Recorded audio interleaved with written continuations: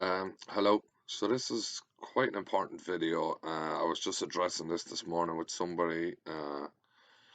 It's just about your assembly. So I've set it up where my assembly has come onto the sheet the wrong way. Now, most people won't have it set up with this. I have it which comes in with a view automatically, so I know this is my top view. Now, if I don't have this, I'm probably assuming that this is my front view. But because my assembly orientation is wrong, it's treating this as the top view because it thinks this is the front of the beam. So if I delete this, so let's say I want to get rid of this view here because I just want this one. So if I go to delete this, it deletes everything. The reason it deletes everything is we can't delete the main view, which is the front view. So if I go back, what you need to do is you need to set the orientation of the view. So I'm going to put this back in here. So I'm going to come back to my drawing and I'm going to set the UCS looking in through the Z axis. So I'm going to rotate through the X axis, and you can see I have to go 2 more times. So that should be correct. Sometimes with hand railings it's screwy because depends which part it's treating as the main part and how it was created.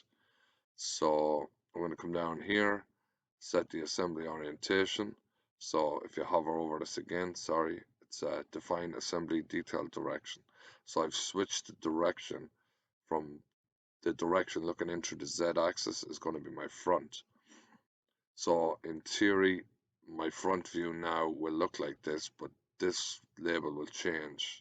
This will either become a bottom view or I'll have a different view on the top. So let's update this.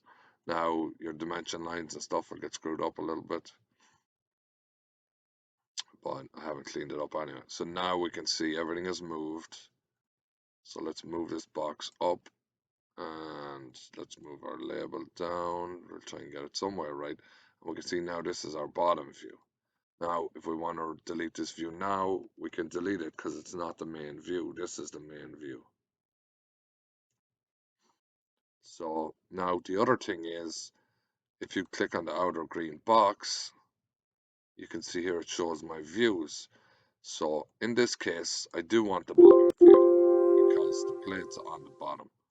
But sometimes you'll get the view come in and it'll give you the wrong one. Sometimes it defaults to the bottom view, and then I have guys putting stiffeners on the wrong side of beams. That's why I've labeled my bottom views and top views.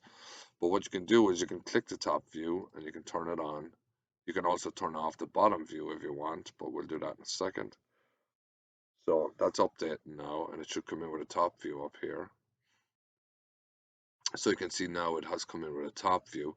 Now, I don't really want the top view, but we'll just go through the process of getting rid of the bottom view, which we could have done in the same process we just did. So do bottom view, view state, always off. Okay. So now that's going to turn off this bottom view.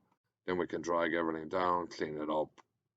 Like I say, with handrails, it's a little more tricky, but you get the idea.